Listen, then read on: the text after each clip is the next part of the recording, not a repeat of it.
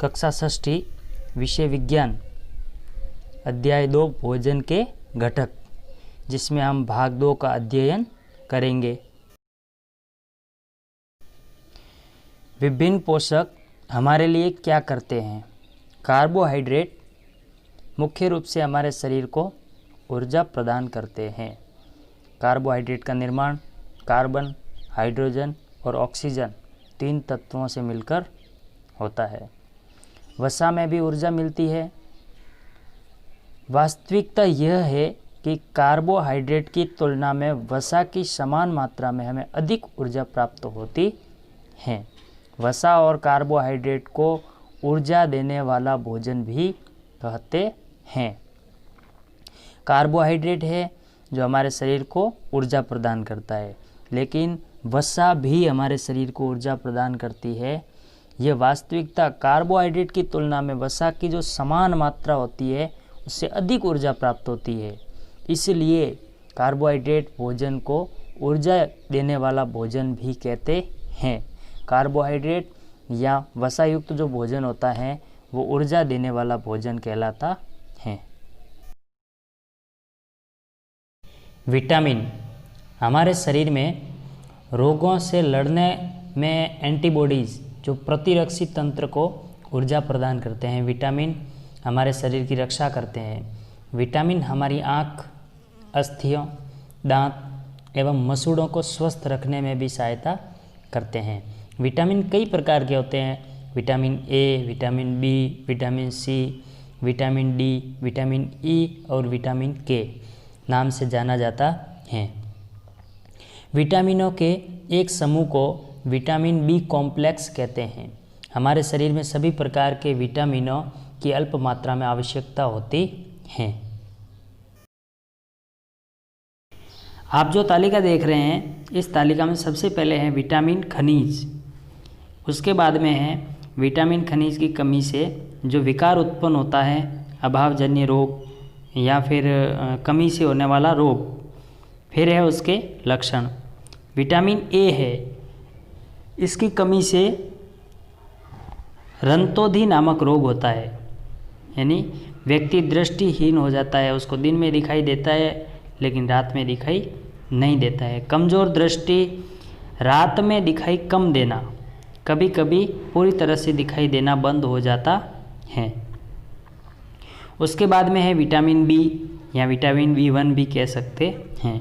इससे बेरी नामक रोग होता है। इसके लक्षण हैं दुर्बल पेशियाँ और काम करने में ऊर्जा की कमी। उसके बाद में है विटामिन सी, स्कर्वी नामक रोग हो जाता है जो मसूड़ों से संबंधित है, वो विटामिन सी की कमी से होता है।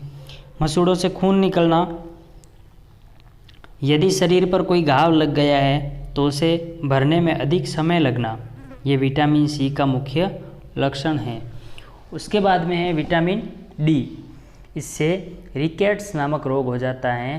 शरीर की अस्थियां कमज़ोर पड़ जाती हैं और मुड़ भी जाती हैं। उसके बाद में इसके साथ में कुछ पोषक तत्व और भी जोड़े गए हैं। कैल्शियम, जिससे अस्थियां और दंत क्षय नामक विकार उत्पन्न होते हैं। कमज़ोर अस्थियां और दंत क्षय। उसके बाद में है आयोडीन, गले से संबंधित रोग हो जाता है। गेंगा या फिर गाइटर भी कह सकते हैं। गर्दन की ग्रंथि का फूल जाना, बच्चों में मानसिक विकलांगता, ये आयोडीन नामक जो खनिज है उसका लक्षण है। उसके बाद में है लो, अरक्तता, यानी कि हीमोग्लोबिन होता है उसकी कमी हो जाती है, अरक्तता हो जाती है और इसका मुख्य लक्षण है कमजोरी।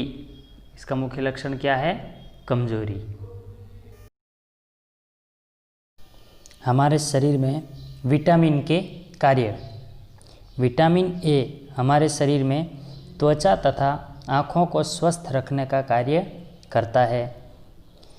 विटामिन सी हमारे शरीर में बहुत से रोगों से लड़ने में हमारी मदद करता है। इसी प्रकार विटामिन डी अस्थियों और दांतों के लिए कैल्शियम का उपयोग करने में हमारे शरीर की सहायता करता है। हमारे शरीर को खनिज लवणों की भी अल्प मात्रा में आवश्यकता होती है। शरीर के उचित विकास तथा अच्छे स्वास्थ्य के लिए प्रत्येक खनिज लवण आवश्यक हैं। विभिन्न खनिज लवणों के कुछ स्रोत अधिकांश खाद्य पदार्थों में से एक से अधिक पोषक होते हैं। अब समय पर इस बात को अवश्य देखा होगा, किसी कच्ची सामग्री में एक निश्चित पोषक की मात्रा दूसरे पोषकों की मात्रा से अधिक होती है। उदाहरण, चावल में कार्बोहाइड्रेट की मात्रा दूसरे पोषकों की तुलना में अधिक होती है। इस आधार पर हम ये कह सकते हैं कि चावल कार्बोहाइड्रेट समृद्ध भोजन है। इन पोषकों के अलावा हमारे शरीर को आहारी रेशों तथा जल की भी आवश्यकता होती है। आहारी रेशे रुक्षांश के नाम से भी जाने जाते हैं। हमारे शरीर में रुक्षांश की पूर्ति मुख्य रूप से पादप उत्पादों से होती है। संतुलित आहार हमारे शरीर की वृद्धि और अच्छे स्वास्थ्य के लिए सभी पोषक तत्व उचित मात्रा में होने चाहिए, होने आवश्यक भी है। पोषक तत्व ना आवश्यकता से अधिक ना ही आवश्यकता से कम। आहार में पर्याप्त मात्रा में रुक्षांश तथा जल भी होना चाहिए। इस प्रकार के आहार को संतुलित आहार कहते हैं। अतः संतुलित आहार या संतुलित भोजन वह भोजन है जिसमें भोजन के लगभग सभी घटक उपस्थित होते हैं। अभावजन्य रोग। एक या अधिक पोषक तत्वों का अभाव हमारे शरीर में रोग अथवा विकृतियां उत्पन्न कर सकता है।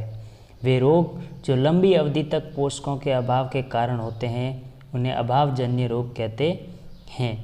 या फिर एक से अधिक पोषक तत्व या फिर पोषक तत्वों की कमी के कारण, अभाव के कारण भी इस प्रकार के रोग उत्पन्न हो सकते हैं। बहुत लंबे समय तक पोषक तत्वों की हमारे शरीर में जब कमी हो जाती है तो हमें अभावजन्य रोग हो जाते हैं। बोध प्रश्न। प्रश्न क्रमांक 1, विटामिन सी की कमी से कौन सा रोग होता है?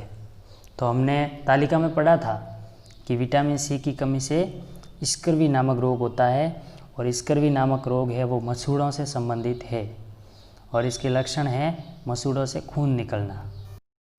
प्रश्न क्रमांक 2 है, विटामिन डी की कमी के लक्षण लिखिए। विटामिन डी हमें सूर्य के प्रकाश से प्राप्त होता है। अस्थियों का मुलायम होकर मुड़ जाना। विटामिन डी की कमी से रिकेट्स नामक रोग हो जाता है। हमारे शरीर की अस्थियां कमज़ोर हो जाती हैं।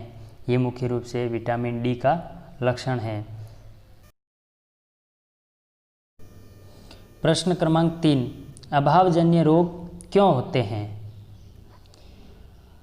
उत्तर, लंबी अवधि तक पोषक तत्वों के अभाव के कारण, यानी कि बहुत ज़्यादा लंबे समय तक हमारे शरीर में किसी पोषक तत्वों की कमी हो जाती है तो हमें अभावजन्य नामक रोग हो जाते हैं। अभावजन्य यानी कि किसी भी एक पोषक तत्व की बहुत लंबी अवधि तक कमी होना। प्रश्न क्रमांक 4, कार्बोहाइड्रेट में कौन कौन से तत्व शामिल होते हैं? तो हमने जब कार्बोहाइड्रेट के बारे में पढ़ा था तो उस समय देखा था कि कार्बन, हाइड्रोजन और ऑक्सीजन ये तीनों तत्व मिलकर के कार्बोहाइड्रेट का निर्माण करते हैं। प्रश्न क्रमांक 5, विटामिन सी की कमी के लक्षण लिखिए। तो हमने विटामिन सी के बारे में पढ़ा था कि इससे स्कर्वी नामक रोग हो जाता है। इसके मुख्य लक्षण हैं मसूड़ों से खून निकलना और यदि हमारे शरीर में कोई घाव लग गया है तो वो घाव भरने में अधिक समय लगना। गृह कार्य। प्रश्न क्रमांक 1, पोषक तत्वों के नाम एवं कमी से उत्पन्न होने वाले विकार एवं लक्षण लिखिए। प्रश्न क्रमांक 2, अभावजन्य रोग पर टिप्पणी लिखिए। धन्यवाद।